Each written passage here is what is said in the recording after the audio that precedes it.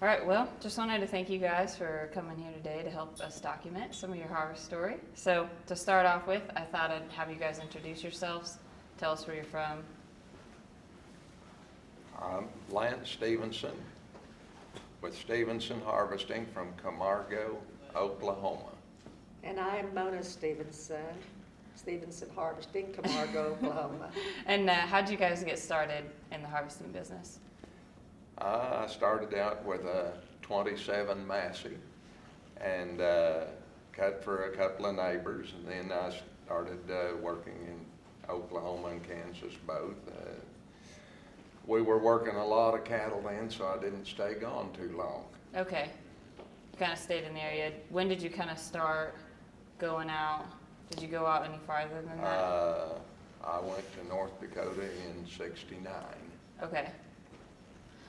What does your normal harvest path look like? Like a normal harvest season, where do you guys kind of start and then end up at? We start south of Lawton in Oklahoma. Okay. Then we moved to northern Oklahoma. We worked southern Kansas, northern Kansas, Nebraska, sometimes North Dakota, sometimes Montana. Okay. And then do you guys do a fall harvest? We didn't for years because of the cattle and putting up silage and so forth. Yes, the last 15 years we've done fall harvest. Okay. How many machines do you guys run? Right now we run one. We're three-fourths retired. How many did you run more than that at a We run one time? 4. Okay. Yes. Let's see. Do you guys kind of keep going to the same stops? Yes. One of my newest jobs I started in 1996 maybe. Where was that at? Oakley, Kansas. Okay. Yes. Do you have like fond memories from going to some of these places? Oh yes. We used to work in Alliance, Nebraska, and we stayed in the people's yard. Okay. And before we could set the trailer house up, the lady would come and get my wife and take her to the garden. Oh. And she would say, now these 2 rows are yours, these 2 rows are my sister's that lives in town, doesn't have room for a garden, and these rows are mine. So you got to go pick from a garden then, Mona? Yeah. So I guess we can kind of start off with what brand? You said you ran a Massey. We ran Massey's till 1985 when they took a dump on us. And we started running cases then. And Okay. we've had 39 case machines. Wow. And we made a switch in '01 because of the rotor belt problems. What changes have you seen in the machinery from when you first started to now? In the old combines without cabs, if you were in crops that itch considerable, you tried to cut back and forth and always turn into the wind. Okay. That makes sense. Yes. And the size of the header, how has that changed? From 14 foot to, we now just have one machine and it has a 35-foot header. We traded our 40-foot off. We work in areas that have a lot of terraces. Okay, so that makes it easier Mm-hmm. to kind of go through. Have you seen like change in the cost of machinery, or what was the approximate cost of your first machine? Do you remember? Yes, I remember. The cost of a used 27 Massey was $800. Wow. Yes. And we stayed with it about 4 years and moved up to 410 Massey, and if I remember right, it was right at $5,000. And we never had a new machine until 1980. We Okay. always bought used machines, and haven't had a new machine since '05. Okay. We would get year-old machines, Okay. mostly with 100 to 200 hours on them. Just a lot easier to Did you notice like any maintenance? I don't know. Or is it more just that's how you tried to run your operation? With the Massey's, you had to stay alert and be checking them over a lot better every day. With the cases and the John Deeres and so forth, they're much more forgiving on maintenance, and just everything just seems to go a lot smoother. Yeah, than it did. How has the price of work changed over the years for you? We started out at $3 an acre. Mm-hmm. And the best thing that ever happened to harvesters was when truck fuel hit $5 a gallon. Really? And yes, that's a fact. Farmers have expenses too, and most of them understand that harvesters have expenses. Mm-hmm. And we moved from Lyman, Colorado to Monte Vista, Colorado, and our fuel cost us over $10 a mile. Wow. To move 4 combines, a tractor and grain cart, and 3 travel trailers. And what time frame was that? Maybe '04.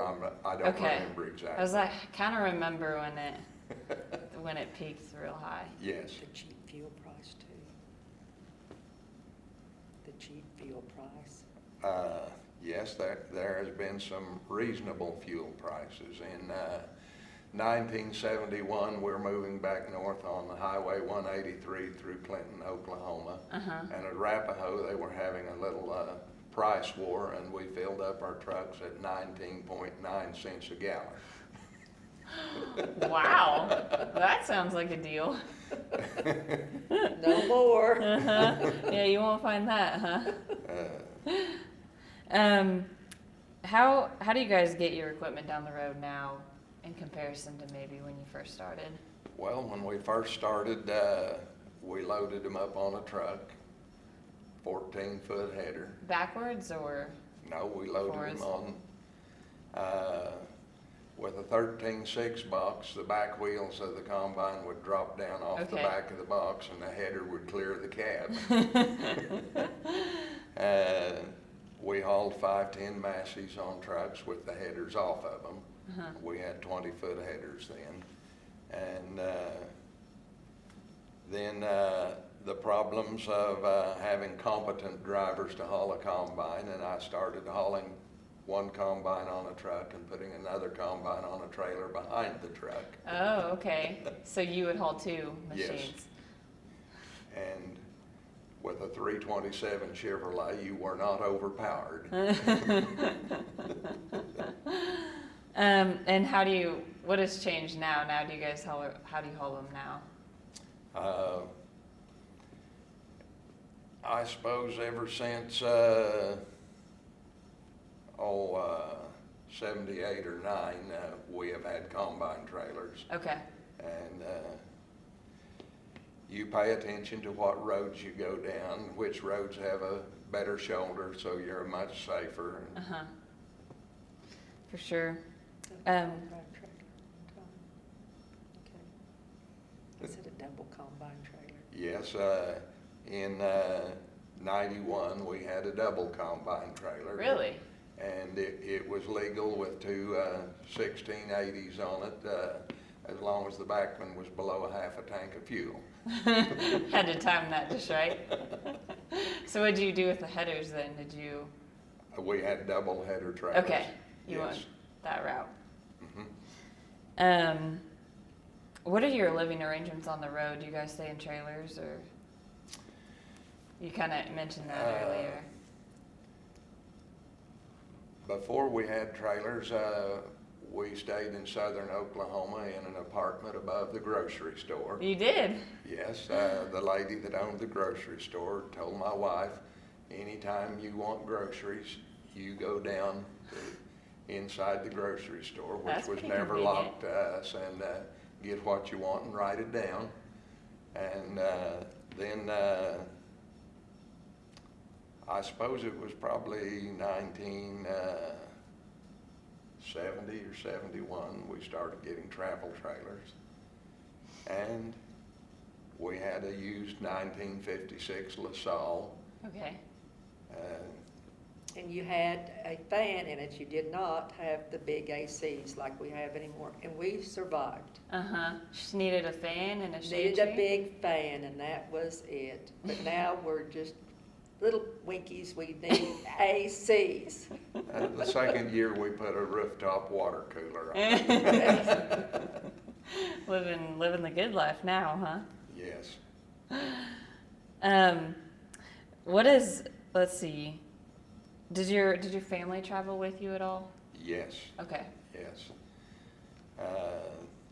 We had 2 children. They traveled with us from the time they was a year old, and so forth. And then they had children, and then the grandkids traveled with us. Oh, really? And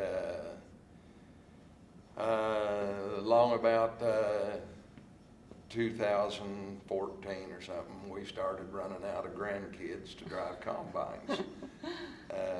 4 grandchildren have helped those years with helping with the harvest. And they all grew up, got married. So that was the end of that. Do you value having your family there? Yes, very much so. Well, it is part of the training process for hired help. Somebody would want to be a combine driver, and that's acceptable. And about the time we get ready to go to work, you would say something to them in a public setting. Do you think you can drive a combine and keep up with this 13-year-old kid? And it would embarrass them for about a week, and then they would catch on to it real good. That's how you trained your help? The H2A workers. The foreign help, we 82. had FFA exchange students Okay. back from 82 on. Okay. And then that program changed, and then about 91 we got into the H2A. Okay. So that's kind of where you've drawn your help from, was the FFA Last 3 years. and now Yes, the H2A. we could get along with the truck drivers, but you had trouble getting them to punch a combine on out. Sometimes driving a combine a little better, a little faster, 10% more production, and that might be your profit for the year. Okay. So the grandsons and all worked real good, and we had a granddaughter that drove a combine when necessary. She did not really enjoy it like the boys did, but when it was needed, she would be glad to do it. She could get the job done. Yes. So how many employees did you normally hire, or do you normally hire now? Well, now it's just me and a truck driver. Okay. We're down to 1 combine. Right. But no, we generally hired 7 Okay. employees, and then besides me and my son and a grandson. Have you noticed like a change in the employment over the years, or? Oh, yes. When we started out with the foreign employees, they were very honorable and work conscious. And now the saying is that they've got too Americanized. There were no cell phones. Yeah, makes a huge difference. If you needed to talk to somebody down the road, you called the elevator and left the message, and they would get it to the person that you were going to work for. There's always a way to communicate. It's easy to do if the fish are biting and you need to go fishing, but you can do it when you're working as well. That's true. That's very true. Have there been changes in the weather that have affected your harvest path of or getting to each stop? Has that changed?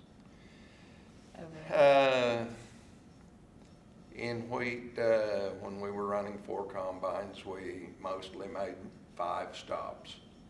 You expected to have 2 of the stops be good and 2 to be bummers, and 1 in between. And we have had a year or two of wet weather, and probably 1981, we sat in southern Oklahoma for 6 weeks and never cut an acre. 6 weeks. Yes, and we've been there and done over 5,000 acres in 1 week. Wow. So, yeah, weather has a lot to do with it, but praise the one that sends the weather. Yeah. We'll work around it. What would you say is the biggest pressure that you might have faced during a harvest season or throughout your harvest career? Quality of employees. Yeah. To have a successful harvest crew, you need something more than just a seat warmer. For sure. Yeah, you're giving guys, you don't know, what you're gonna get. You're giving them a chance to come out. Yes. Did you, when you first started out and to now, did you think about what it would be like 15 years, 20, years down the road, or did you just? I did not. Yeah. No. We had no idea the changes that would be made. From a 14-foot header to a 40-foot header. Yeah. The electronics that are involved on the combine, and they're great when they work. Just when they work. I don't like for beepers to be going off when I'm driving a combine.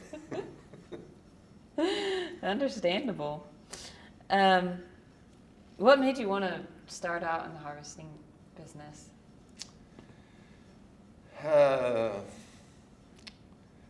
Our farm was not big enough to support multiple families. We were in the hills in land that probably never should have been plowed. And there was oil money around us, and the ones that had the oil money bought all the farm ground that came up for sale. Okay. At twice of what a reasonable price would be. Yeah. There was nothing there that would cash flow. Yeah. And we could make harvesting cash flow. Okay. So you made a business out of it. Yes.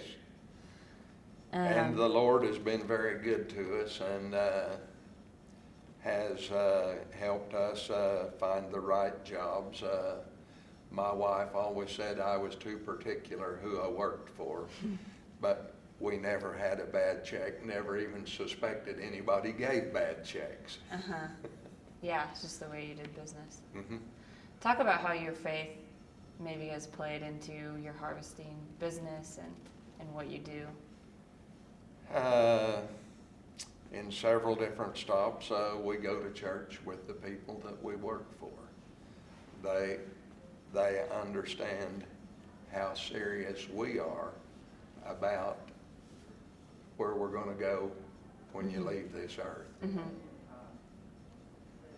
I have worked with a lot of young people and try to get them interested in some profession that will cash flow for them.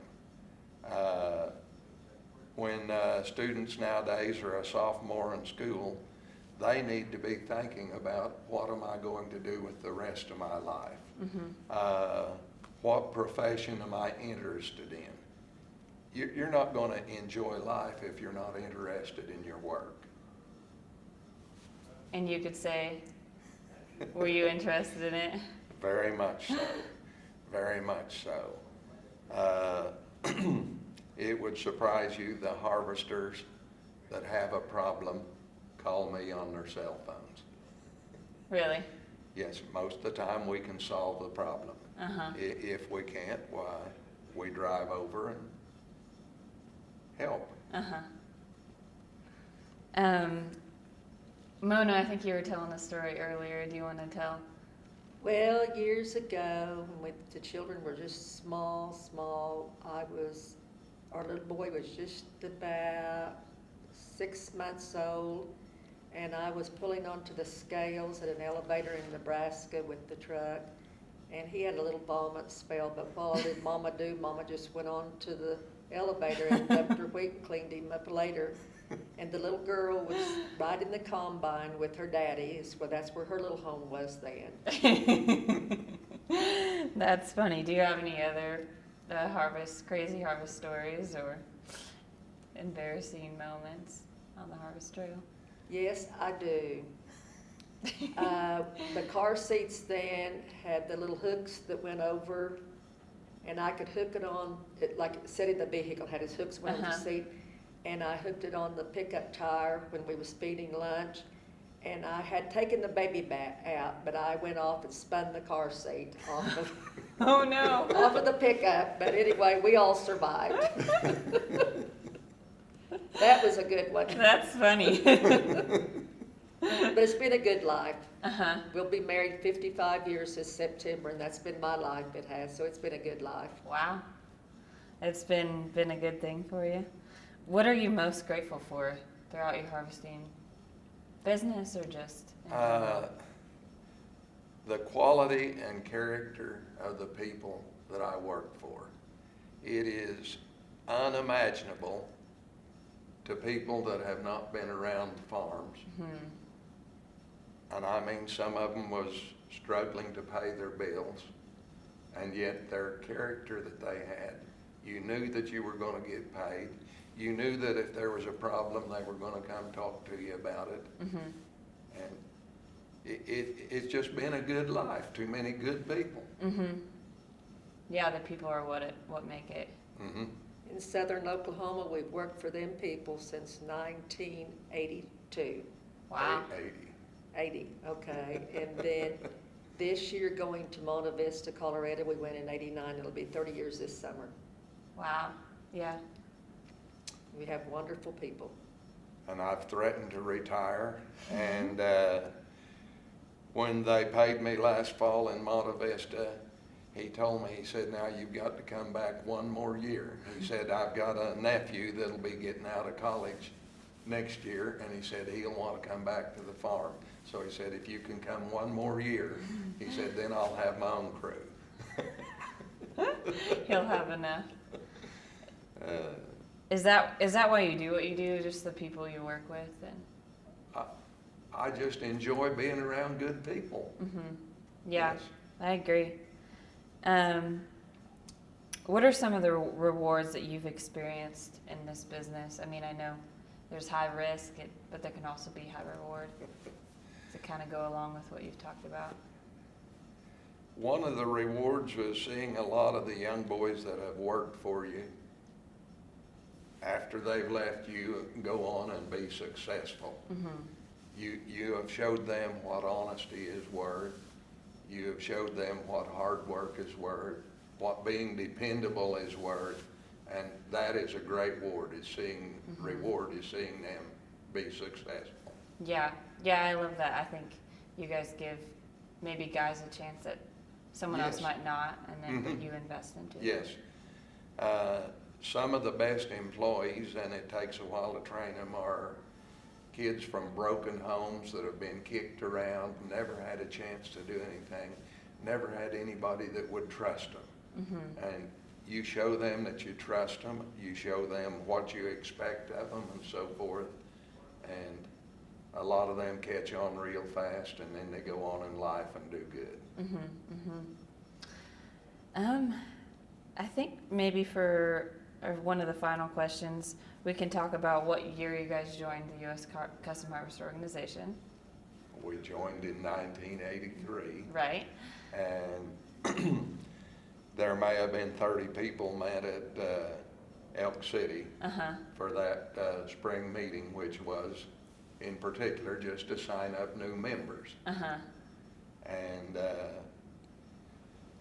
I was too busy feeding cattle to make most of the Christmas meetings early, but we've not missed an annual meeting.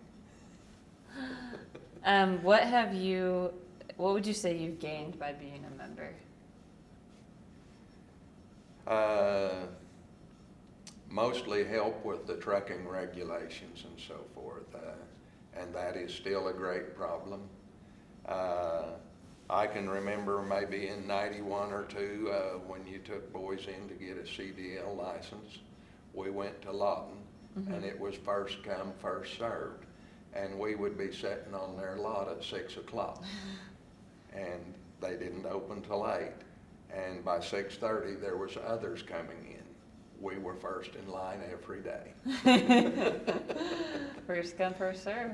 And now, a lot of them, like Woodward, will give 4 driving tests a day, and you may have to schedule 2 to 6 weeks ahead, Yeah.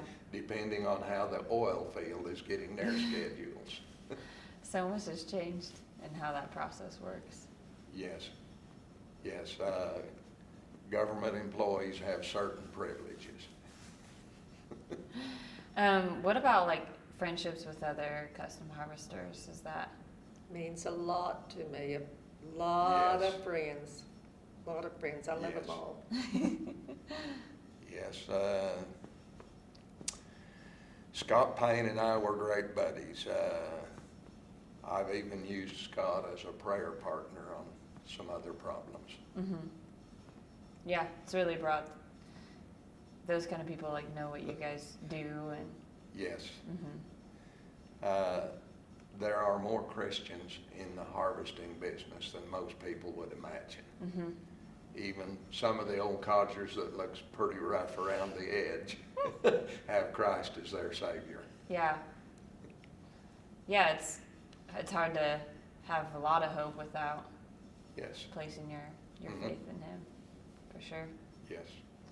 Well, do you guys have any other harvest stories that you'd like to share? I have enjoyed it.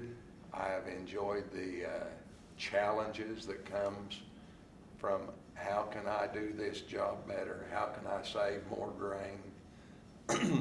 How can I fulfill the expectations of my employer? And I have never been asked not to come back on a job. Yeah.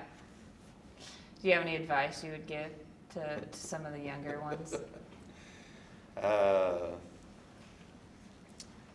I don't know of any 200-year-old men, so I probably won't make it either. So you better have it set in stone where you're going when you leave this earth. Yeah, that's good advice. Well, thank you guys for sitting here today and helping us document this. Very And much. thank you Yes. for all you've done for the industry and for the organization. It's really appreciated.